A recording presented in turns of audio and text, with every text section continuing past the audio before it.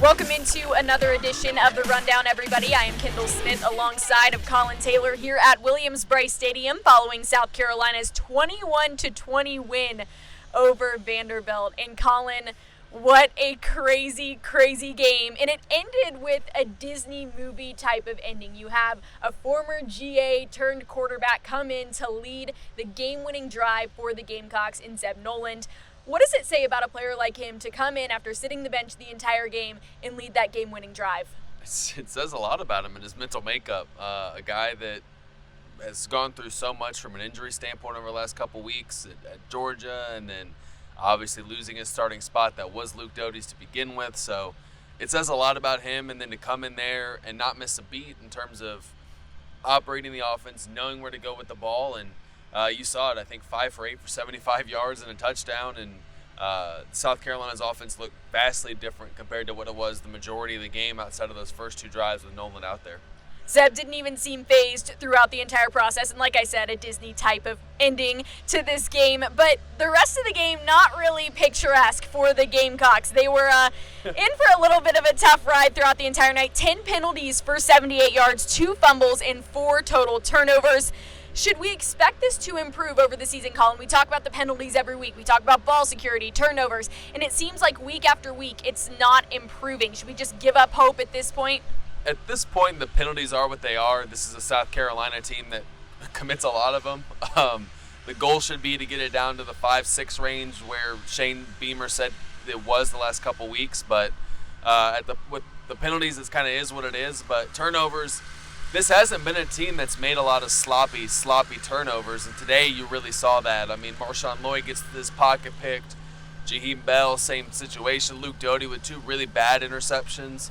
That absolutely has to get cleaned up because there are a few swing games left on this schedule that if you want to win and get to a bowl game, you have to look good in those and not turn the ball over. And South Carolina can't do what it did today in really any facet of the game, especially offensively, and expect to win. South Carolina's Week 8 matchup next Saturday is against Texas A&M. They just took down the former number 1 ranked team in the country in the Alabama Crimson Tide. They beat Missouri today.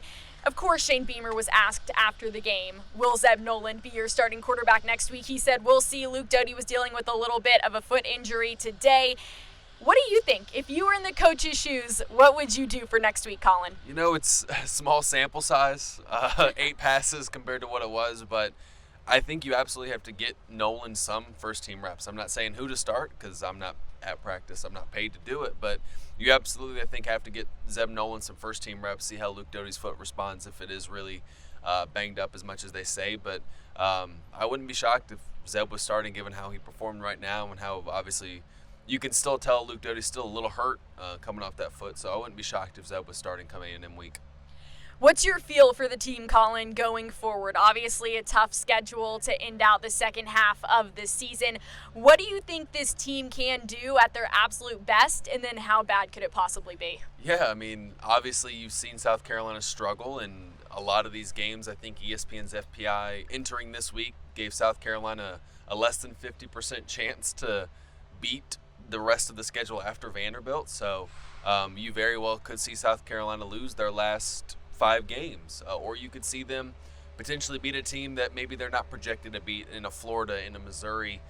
There are some winnable games. I don't know how winnable, but they're winnable as we sit here right now after the Vanderbilt game. But you absolutely have to make some progress offensively. That's priority number 1 as you get into A&M and then the bye week. You have to make progress offensively. The defense has done enough to keep you in almost every game. You just have to get things together offensively, get your balls to the playmakers, and figure out what your identity is, and if that comes from a shift in scheme, a shift in play calling duties, or a shift in play calling mentality or personnel, something has to change for South Carolina offensively moving forward if they want to be the team they expected to be at the beginning of the year.